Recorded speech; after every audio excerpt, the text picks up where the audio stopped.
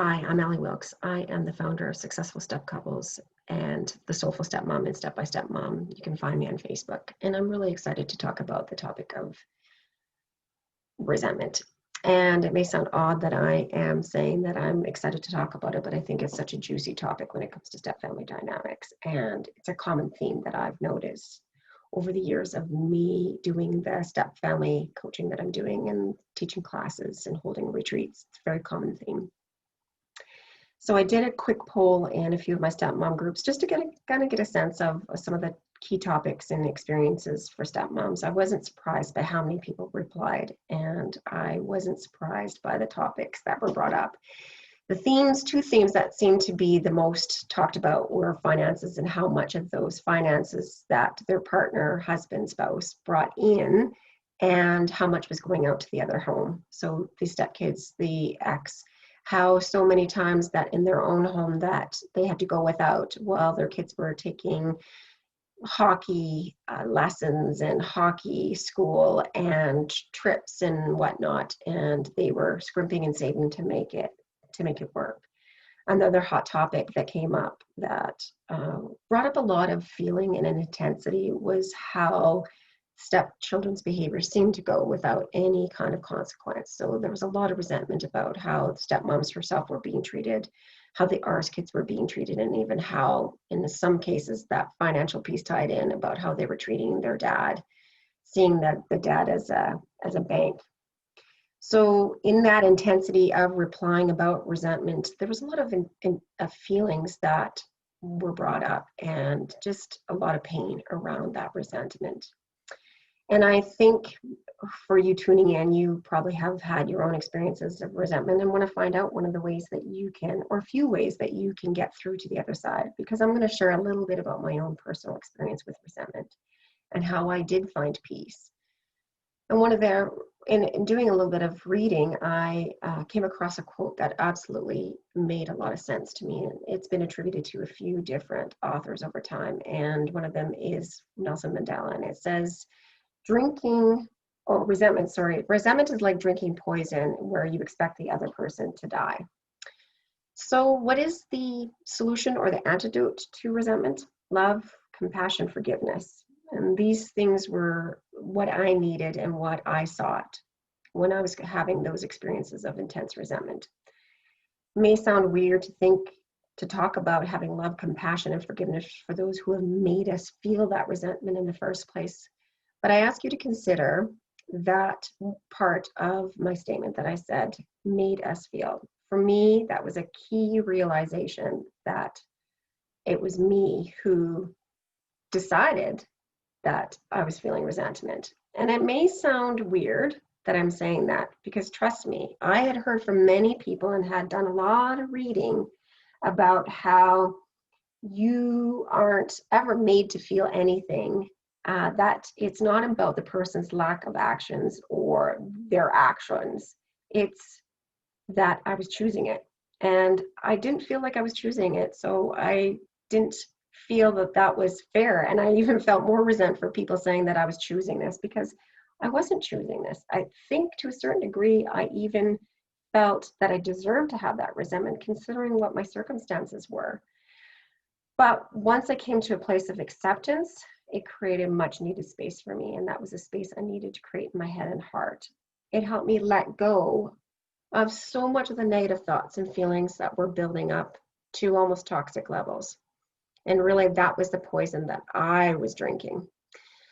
I had to figure out a way to not let that resentment ruin me. It took a huge toll on my head and heart space, and it really did take a huge toll on my health.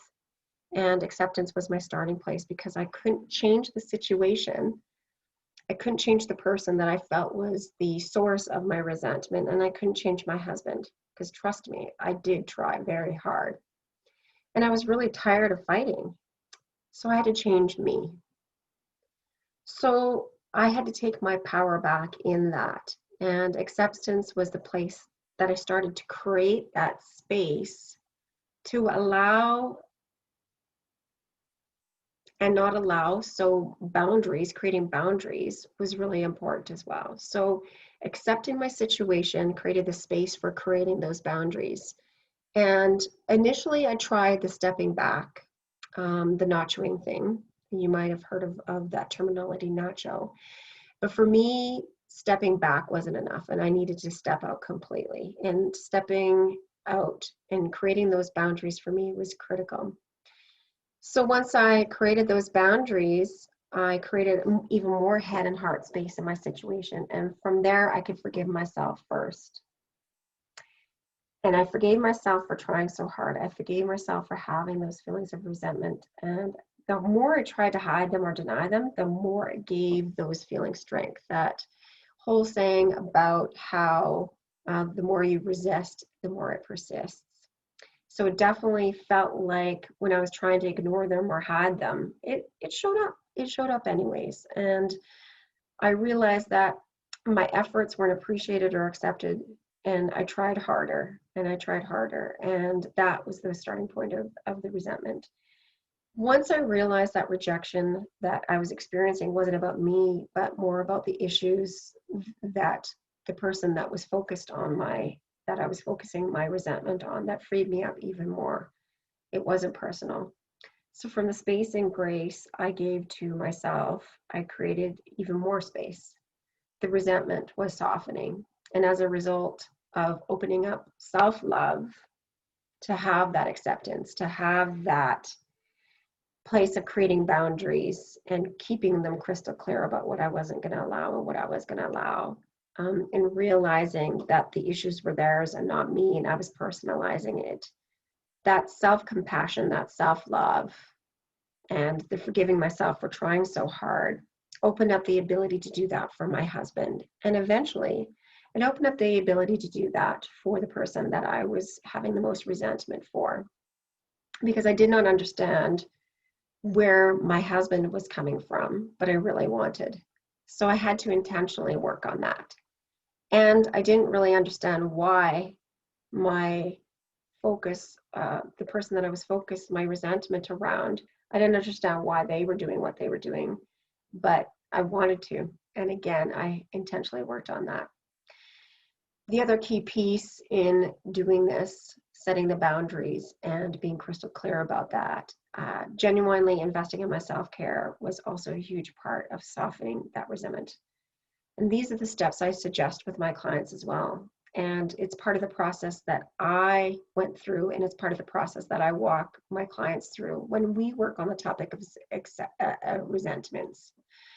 So to summarize, accept the situation as it is, accept that you cannot change others, but can change yourself, and that you can view the situation differently. For example, one of the changes I made was setting boundaries that I would not allow to continue anymore. I wouldn't allow their behavior to hurt me. So I had to step out. And once I felt empowered with the stepping out, I forgave myself, which opened up forgiveness for my husband and the other person that was involved in my resentment. From there, I focused on releasing the past from its hold of me and looking ahead towards the future and gratitude in the things that were going well in my stepfamily. Focusing on the positive pieces, focusing on the strengths, and launching from there had a huge impact on the deeper connection to my husband. And we're now an unstoppable team. The one thing that I wish I had was a step coach to help me walk through the process of resentment. And that's why I became one. So I hope these tips helped you, and I hope that this was a helpful process to be exposed to and to understand. And if you have any questions, feel free to give me a call. Look forward to connecting to you. Best luck to you.